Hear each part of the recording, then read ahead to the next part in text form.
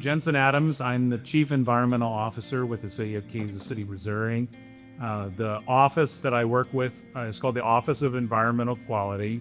It's been in place in the city for the better part of 4 decades, and it initially and still was an office focused on the compliance with regulatory policy, so clean air, clean water, clean soil. And since 2006, I was just talking with folks in the foyer. We're paying attention to the endangerment finding conversation that's going on right now. Since 2006, because of our work in air, the integrated climate response of the city of Kansas City is in our office, and that's worked well because it means that we approach it with an eye on the science and with the strength, I think, of regulatory policy in place. But we've folded in a lot of education and programming because this is an evolving area in policy, both at the local level and at the federal level, of course. The office has grown over time, and the climate plan has been particularly, I think, important to that. The most recent version of the climate plan that's adopted here in Kansas City is an iteration from 2012 or 2022. Sorry, there was an iteration in between 2006 and 2022. The most significant change is that we've grown to include issues that are not focused exclusively on greenhouse gas mitigation. And I think that this speaks to the question of how we translate the work here in our community, while still paying attention to the regulatory science behind it. But so much of how it's being felt now is evident in food systems, natural systems, which do play a role, but are more prevalent in the strategies as resilience measures. Waste and materials also. These are things that we recognize that are part of the solution. They don't necessarily always result in greenhouse gas emissions. And I think by coupling the notion that climate change is partly about greenhouse gas emissions mitigation and partly about resilience is a trend that we picked up on and is helping us to translate it to the public. I would say that our work on food systems is particularly interesting right now because it's intersected with another area, which is where the food all goes when it's done. I don't know if you all have heard about our work with biosolids. So, there were a number of years ago, the EPA and USDA made a commitment to reducing food waste to landfills by 50% by 2030, I think. I don't know that those federal programs are still in the same rigor, but I think it started a conversation about how much organic material is going into landfills. My office, on any given day, we might be out inspecting a landfill, we might be in front of the council chambers. So the notion of what is going into a landfill has proven to be a large strategy, which it couples this idea of regulatory climate emission related gases like methane with something that's very practical and relatable for people. So in Kansas City, we had been landfilling a portion of the biosolids for many years, and we were also flaring methane from the process. And there was a regulatory issue, especially on the side of the methane, but even I would say with landfill regulation over time with the biosolids. And we've only recently, just this year, we've commissioned a process where we now create Class A biosolids. So these biosolids not only don't have to be sent to a landfill, and they could be land applied, they actually are certified to be sold. You could use them in your home garden. And the commissioning is coming back to demonstrate that they have that kind of fidelity. We then went one step further, and the process that is associated with the biosolids project is also creating renewable natural gas. Now I know that fossil fuels are, they're part of the climate emissions calculation, and it's a huge project to try to figure out how to replace fossil fuels. But one of those is to take a renewable natural gas, or another one is, a methane that's derived from this waste process, and push it back into the pipe system so that it basically displaces the need for fossil fuels. So it doesn't sound like food, but it actually is food on one side, on the back side of it. But that food waste issue is, just as Prairie Village says, it's huge and relatable, I think, for folks in their homes and businesses in Kansas City. About 12% of food waste in Kansas City, in our region, is captured by some process. Well, you have to ask yourself, well, what does that mean? Where's the rest of it going? The rest of it is still going to the landfill. And a lot of that is actually commercial food waste. And so recently we applied for and received a large federal award from EPA. And it's a $5 million award. About $4.5 million we're passing through to organizations that work in town. They're doing food recovery on one side, and then they're scaling up the food waste collection business at the same time. And this is tremendously relatable because there's an increase, it feels like, every year in the cost for households, the percentage that they have to spend on food. And to take food that in the supply chain, so we're talking about there are trucks moving through Kansas City, and at one moment that truck full of potatoes still has enough value that it's going to go where it needs to go to sell those potatoes. In one market transaction, that changes, and the decision is made instead that truck full of potatoes is just going to go to the landfill. It's not cost effective to continue to move it by the distribution system. So we have been working with, and you've likely heard of these partners, Canby's, Urban Produce Push, Pete's Garden. These are nonprofits that are in the community that recognize the points, what do they call, what does Bob Burtbaugh always talk about that? Those acupuncture moments in our society where you can intersect a system. And we're helping to scale that system up so that they'll be removing more of the food waste that would otherwise be going to the landfill and directing it to feed folks. So these are tremendously relatable urban ways that we can help with climate action and with the kind of solutions that I think contribute to a movie like this in a way that is relatable to folks. I'm Eric Michelson. I'm the mayor of Prairie Village, Kansas. Been there in that role about 7 years, on the city council for 4 years before that. We have, sustainability and environmental work has been an important priority of mine during all my time on the council and as mayor. And we've been trying to translate the science, which we saw so vividly and dramatically portrayed, and what those scientists do to get that for us, into policy, local policy. I mean, obviously federal policy matters, but local policy, I think, matters a lot too.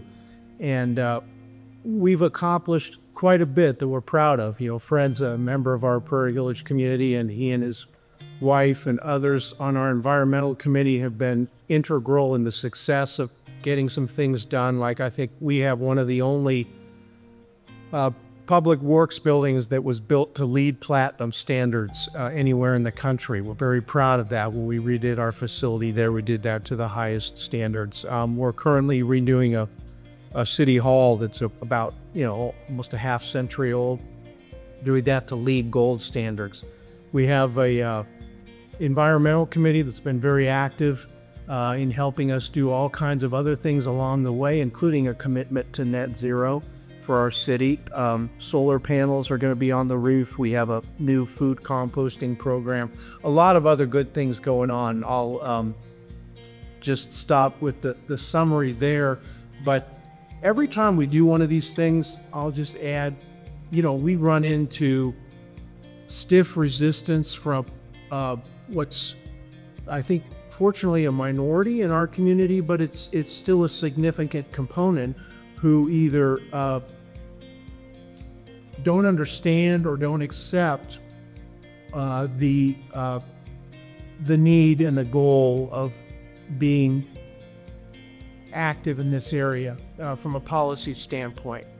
What we've found is the low-hanging fruit, the easy things to do, if you will, politically, are those where you can justify it on a cost-benefit basis immediately. Why is it in your self-interest to build them, to invest in a more expensive, efficient HVAC system? Well, because over 10, 20 years, the taxpayers will save X amount on their energy bills, and it'll pay for itself in the first couple of years.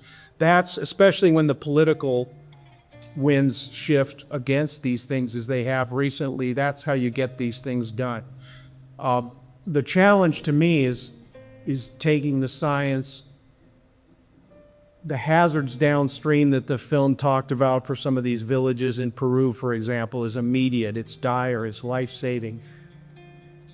We in Prairie Village in Kansas City, we're contributing to the problem, but we're maybe not immediately impacted by the hazards downstream. How do you translate that beyond just the dollars and cents, which goes a long way, into action? That's something we're wrestling with every day. I'll leave it at that for now. Thank you. Zach Pastora. I'm a proud state director, chapter director for the Kansas chapter of Sierra Club. We got any Sierra Club members in the audience tonight? Okay, a few of us. Thank you. Appreciate it. This is actually a part 2 for our adventure for the day.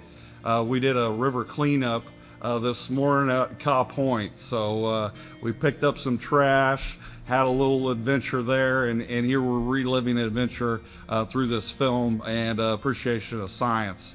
And remember, you can't spell Earth without art, right? Which is really important. So Sierra Club, if you haven't heard about it, we invite you to join us, partner with us. Honored to be with all of you today. We're one of the oldest and largest grassroots environmental organizations in the country. 1892, Sierra Mountains out in California, and John Muir and gang helping preserve all that. In Kansas, we've been a chapter for 52 years, working to educate, advocate, and litigate to help make a better environment here in Kansas.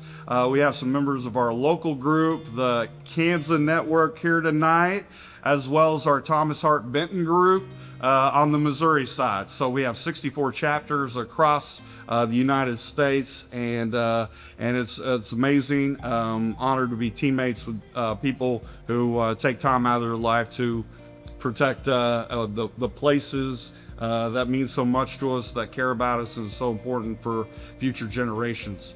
There's a lot that we do, and we try to do it all, which is exciting. Everything from picking up trash along the river like we did today to helping protect the ornate box turtle, our state reptile in Kansas.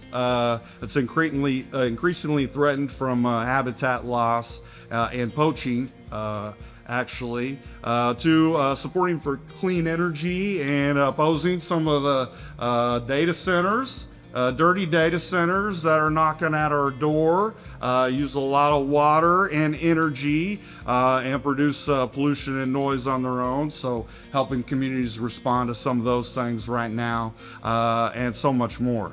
It's really exciting because not only do we do things in the community, try to help out, support those local efforts that our local leaders are doing, partner with amazing nonprofits to continue to do work as a team, and we also advocate at the State House We're one of the only environmental groups, at least in Kansas, that try to do all the environmental issues up there and help support candidates and elected leaders that do a good job up there. So we have over 4,000 dues-paying members here in Kansas, thousands in Missouri as well, and really everywhere you go. So one thing that struck me about the film that we saw today, a couple things. Has anybody been and seen a glacier with their own eyes? Okay, well, for those of you that haven't, please do before they're gone, so you can continue to talk about them and help people understand those importance. One of my favorite memories is being up in Mendenhall Glacier in Juneau, Alaska, and actually getting to go underneath the glacier, which I don't know if is advised or not. I was a little scared, but absolutely beautiful. But the other things that kind of spoke to me were the positive solutions, and those were some of the things we do in Sierra Club to try to promote those positive solutions that we can tackle climate change. A few things come in mind that we work really hard on is clean energy. Kansas had its first wind farm, I think, in 2001. Okay, and so in 25 years, we produced enough wind power in Kansas, which I think is named after people of the South Wind, to harness clean electricity that powers about half of our power in Kansas today. Low cost, cheap power that's invested in rural landscapes, communities across Kansas without polluting the environment or using enormous amounts of water. So that's pretty amazing. And we could do almost even more, I think, with solar. Even though we have some of the top 10 states for sun and sunny days and solar resource, we're in the bottom 10 in terms of solar power. It's just a shame. And actually, Missouri's making us look bad so on the solar front. And so between pushing for clean energy, we'll also push for more sustainable agriculture.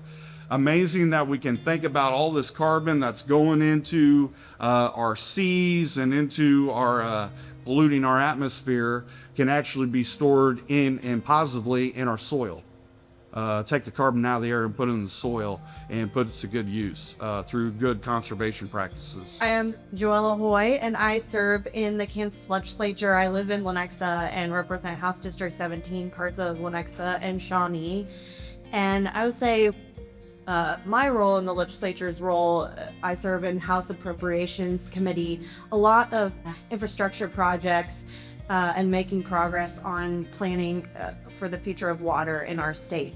These are all what I would say are baby steps. We do have a similar issue, like in the film where the president of Iceland said, you know, bringing up climate change, sustainability, that can isolate some people from our issues. So it's coming from a lot more of a perspective of economy, affordable utilities, the necessities that we need for industry across our state, and how important water is.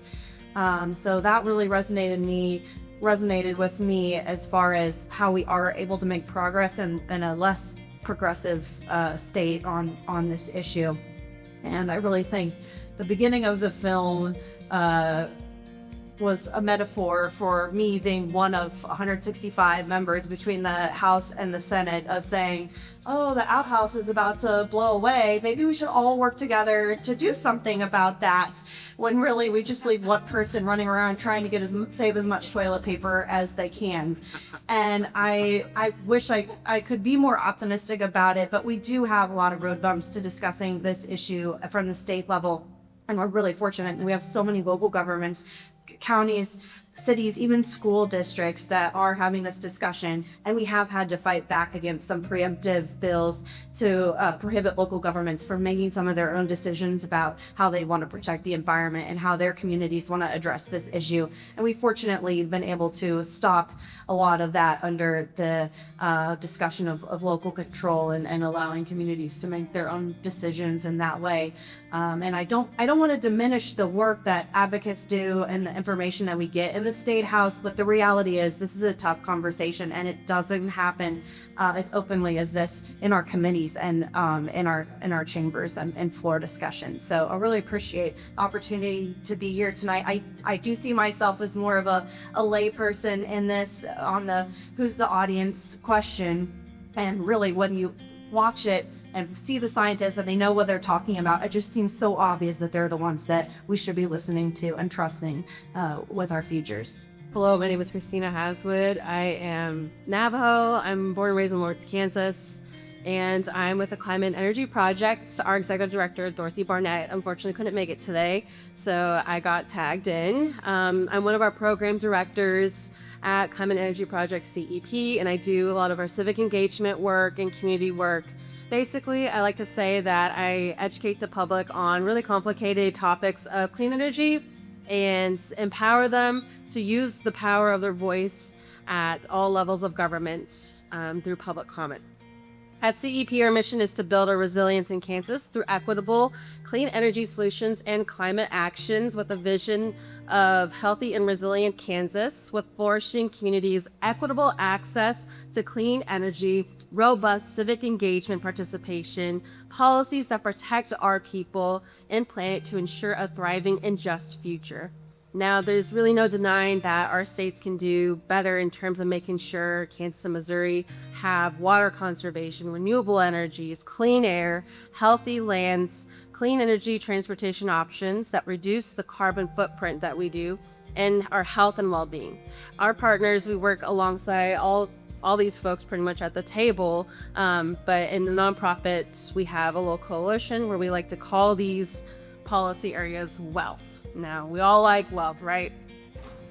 Clean water, energy, air, land, transportation, health. That is what wealth stands for, and we can't do this alone, so we love working with our partner coalitions and our nonprofits across Kansas and sometimes across the border in Missouri as well. At CEP, we do public education across Kansas on solar, battery energy storage systems. We help folks find the power and their voice at the city county meetings, in the State House in Topeka, at the Kansas Corporation Commission level, and even at the federal level to help educate folks and advocate for renewable energies, because who has the power to create change? We do. We the people do.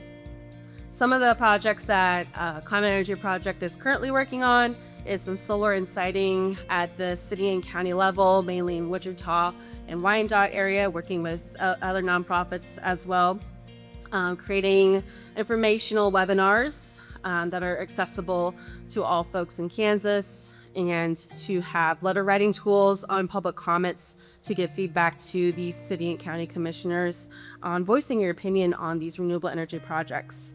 More in my lane is that civic engagement, that integrative voter engagement work. We're currently working with other nonprofits where we are in the paid relations program. We're currently hiring for mobilizers, where you contact 30 of your family and friends in Kansas, and you text them pretty much every week and said, hey, did you know there's an election in August? You should get your ducks in a row and make a voting plan. So it's all nonprofit. So we do pay at the end of the August election for that, and we have presentations on civic engagement, and we also have a Native American climate vote program where we're working with other nonprofits as well across the state, where we go to the tribal nations, we go to the urban indigenous communities like my home in Lawrence, and we talk about how civic engagement through an indigenous lens is as well. We're a part of the Wealth Coalition. Sierra Club and NBC is a part of our Wealth Coalition, and they do really great work. One of our favorite days, I would say for me, is our Wealth Day, our lobbying advocacy day at the Capitol. And it's a really like a fun day where there's activities, and we coordinate with folks to meet with their legislators at the Capitol and to just have a day to invite folks into this really beautiful building in Topeka.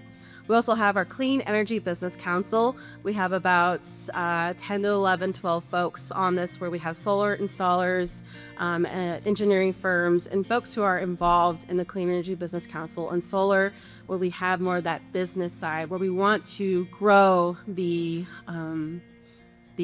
business and economics of clean energy We also currently are hosting an intern in partnership with 350 Wisconsin and our streets in Minneapolis through a coalition called REAP, where we are hosting weekly webinars. Our first one was last Wednesday, so I invite you all to see our social media and sign up for these Zoom links, where we have weekly webinars on Wednesday from 6 to 7:30 p.m. And it shows how to basically create a climate movement.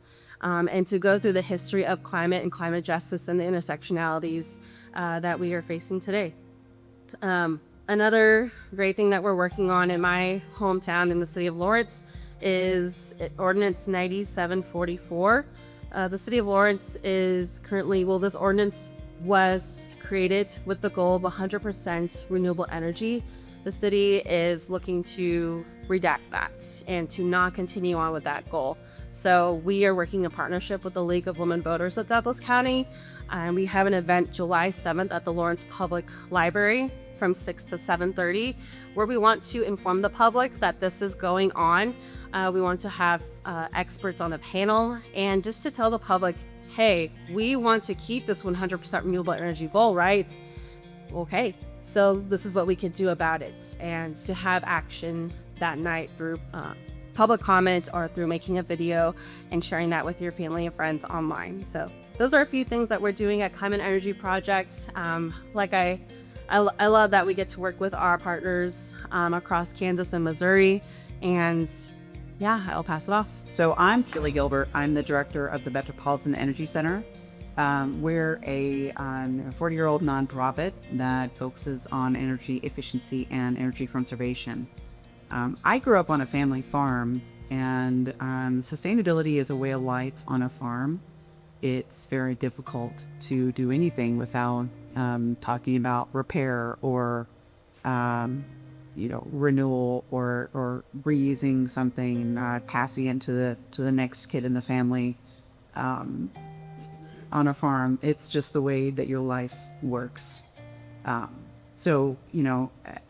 went into my first career was in publishing, and I needed to make a career shift that was more meaningful to myself. And so I went back to my roots and looked for a job where I could make a difference in our natural environments. And so now I've worked at Metropolitan Energy Center for 15 years.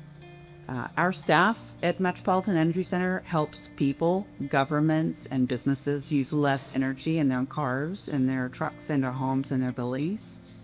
These two topics, transportation and energy generation, are the #1 contributors to greenhouse gases and climate change in the United States together.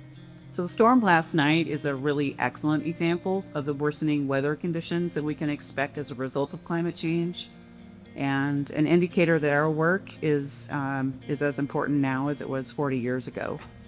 Coincidentally, I'm right next to Jensen on the panel, but the Metropolitan Energy Center grew out of an initiative at the city of Kansas City in the late 70s, early 80s. So it's kind of fun to be next to your local policy is really important. I think you mentioned that first, Eric, and it is very important. It's where a lot of our initiatives come from. Some of us learn about things because the city makes us do them, for instance. Jensen was talking about a lot of the opportunities that may be coming along for citizens in the Kansas City Metro, residents of Kansas City Metro, or Kansas City, Missouri specifically. And those are great. The cities also help determine our building policies, and sometimes our states decide to preempt decisions at the local level, and so that's been happening with building codes in Missouri specifically. And there are plenty of opportunities for us to learn from each other and kind of keep things like that in front of one another, so that we can advocate for good policy at the local level by making sure that our states don't preempt those actions. So, following two municipal folks, I just wanted to put that out there. Yeah. So happily, pursuing our mission at Metropolitan Energy Center has some really wonderful side effects. We help lower energy costs.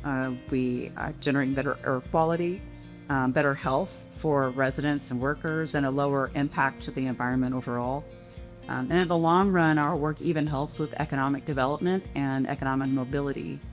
And so today, a large part of our work is to help businesses and governments switch to zero emission or near zero vehicles and fuels and in their transportation. And so we do that by hosting technology demonstrations for fleets and at community events. We also help fleets with decision making through technical assistance and consulting. And we distribute grant funds to reduce purchase costs and make it easier for municipalities to start using electric vehicles.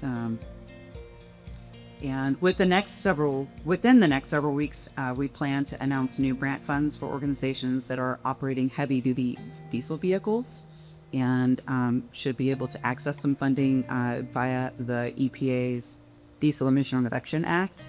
And so keep an eye out through our newsletters. We have newsletter signups on the table out back if it's still there, and you'll get the notification for that. So another big piece of the work that we do is workforce development in the building contractors, or for building contractors. A little over a year ago, we actually worked with several partners in Kansas and Missouri to develop some training programs and created an apprenticeship with the state of Kansas for workers in the building trades.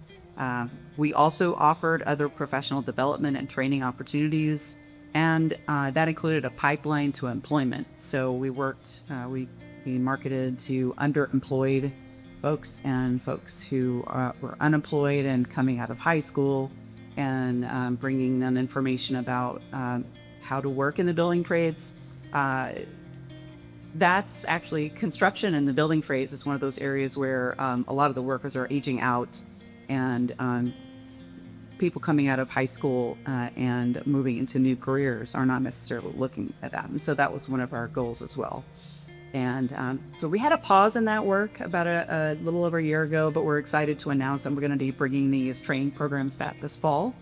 And we expect to bring additional technical assistance for cities and counties that are working on streamlining and simplifying building permits. So that's new news for us. I'm not entirely sure what that's going to look like or when it's going to come back, but we are very excited to announce that we're going to be able to do that. The last program that I wanted to highlight for you all tonight is our Healthy Homes work. And I'm going to put a question to you. So which of these would you choose? Would you choose to live in a home that you can afford to live in? Or would you choose to live in a home that is healthy for your family, that doesn't cause you to get sick? So the importance, unfortunately, many Kansas City families and across the U.S., but Kansas City families face this decision every day. And the importance of a healthy home is shown time and again when you look at scientific studies. We conducted, Children's Mercy Hospital and UMKC, University of Missouri, Kansas City, conducted a study recently using data that we generated through weatherization programming. And they found scientific evidence that links substandard housing with negative health outcomes like asthma, in particular, lead poisoning and unintentional injuries. So building healthy homes and retrofitting homes to be healthier has the potential to save literally billions in healthcare costs and protect our most vulnerable populations as well. Through that partnership with Children's Mercy Hospital, we are currently providing workshops titled The 8 Principles of a Healthy Home to community members, and it's an accessible 30-minute presentation that can be tailored to suit neighborhood meetings or other community events. And we provide snacks, beverages, and energy efficiency kits. So there's an example of an energy efficiency kit or table out there. The Healthy Homes training for residential general contractors and subcontractors is 3 to 4 hours long. All specialties are welcome to attend, from heating and cooling to home repair, painting, and insulation. And workshop attendees learn the science of why using quality building techniques and materials makes their clients healthier. And attendees also qualify for the contractor list for Children's Mercy's home repair program. So those presentations, you can request those again on our website.